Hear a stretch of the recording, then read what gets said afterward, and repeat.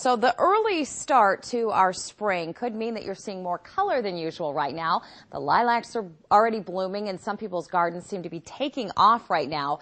But our chilly weather recently is reminding us we are not in the clear yet. News 8's Carrie Vick is in the studio with more on what you need to know to have a successful garden this year. Well, Jennifer, the early start to spring has some garden lovers itching to get a head start.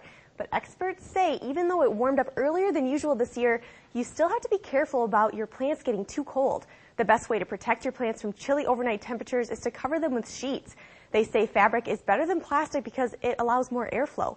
Perennials are also blooming earlier than usual because of the warm weather, but that's not something to be worried about. They're a perennial. They're going to come up no matter what the temperature is. They can even have light snows on them, and they're fine.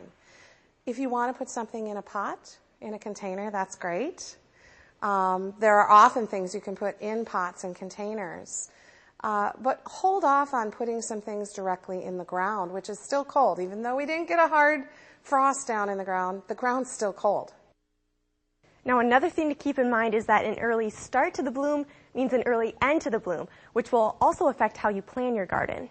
Well, you've talked about flowers. What about vegetables? Well, I'm told a lot of people are anxious to get started on their tomato plants, but it's another thing you're just going to have to wait on. It's too early to start planting them outside because the ground's too cold, and also because the bees aren't around yet to pollinate them. Everybody's itching right now, but I guess we'll have to wait. Thanks so much, Carrie Vick, reporting. And we'll have more later on in the show about how to defend against what may be the biggest threat to your garden this year.